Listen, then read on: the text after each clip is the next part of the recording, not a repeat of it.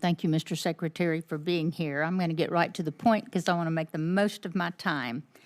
I could not be more supportive of this administration's goals to improve mental and physical health of all Americans and to gain a better understanding of why our nation struggles in certain areas. However, I am deeply concerned with reports from reliable sources that's now appearing in the media that the MAHA Commission's initial assessment, which is expected to be released this week, may unfairly target American agriculture, modern farming practices, and the crop protection tools that roughly 2% of our population relies on to help feed the remaining 98%. I trust these reports are not true and that this initial assessment prepared over the course of 3 months is not intended to serve any hidden agendas. Hidden agendas such as suggesting that products that have undergone the EPA pesticide approval process, which is widely considered to have the most rigorous standards in the world, are unsafe. Let me be clear, human health comes first, number one. It's a priority, and we certainly want that. But a vital component of human health relies on access to safe, affordable, and abundant food supply. If Americans lose confidence in the safety and integrity of our food supply due to the unfounded claims that mislead consumers, public health will be at risk. I've said this before, and it's worth saying again. Countries have gone to war over many things: politics, religion, race, trade, natural resources, oil, pride, you name it. But threaten a nation's food supply and allow people to go hungry, let's see what happens then.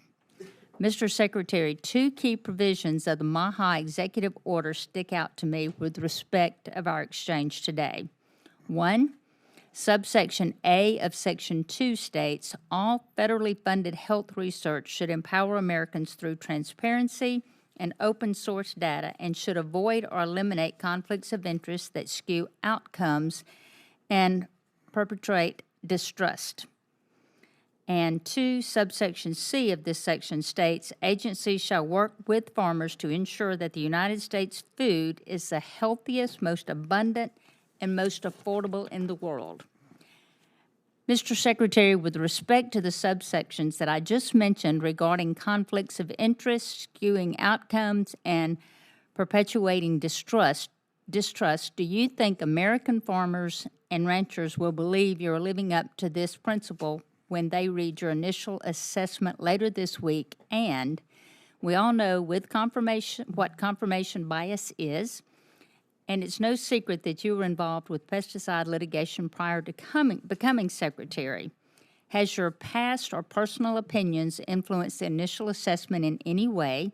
And regarding subsection C, how would you do things differently than what EPA and other federal regulators have already done? In the case of glyphosate, for instance, one of the most thoroughly studied products of its kind, we're talking about more than 1,500 studies and 50-plus years of review by the EPA and other leading global health authorities that have affirmed its safety when used as directed.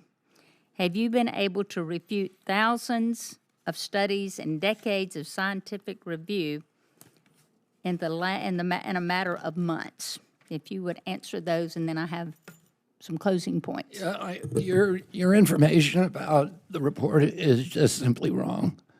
The drafts that I've seen, there is not a single word in them that should worry the American farmer. And you can prove that beyond a shadow of a doubt? That you'll see the report. It's going to be released on Thursday.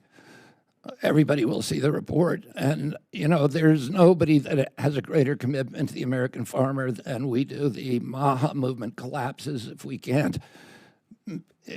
partner with the American farmer in producing a safe, robust, and abundant food supply. And we understand that. I said during my campaign when I was running for president, and I have said repeatedly throughout this process, we cannot take any step that will put a single farmer in this country out of business. Okay, There's a million farmers who rely I on need to make my closing glyphosate. points. There's 1 million farmers who rely on glyphosate. 100% of corn in this country relies on glyphosate, and we are not going to do anything to jeopardize that business model. We are But you're saying my comments are totally inaccurate. In today's totally world, inaccurate. there are people with impressive credentials, perhaps expert witnesses or organization with big names that are willing to say things that serve a particular interest or purpose, but what they don't say is that their feelings are premature or simply intended to satisfy a predetermined outcome desired by those seeking their opinion or validation. We have the Federal Insecticide, Fungicide, and Rodenticide Act and the exhaustive review process in place for a reason. I've yet to hear the approval process is easy, but it's going to be a shame if the MAHA Commission issues a report suggesting without substantial facts and evidence that our government got things terribly wrong when it reviewed a number of crop protection tools and deemed them to be safe. So, Mr. Secretary, we have to get this right. You have to be 100% certain, and the MAHA Commission needs to be able to refute years and years of scientific evidence and thousands of studies from credible entities before you start suggesting an initial assessment that the methods in which the farmers provide our food is unsafe. I trust your report will be described, an initial assessment of things to be considered, but yet to be determined.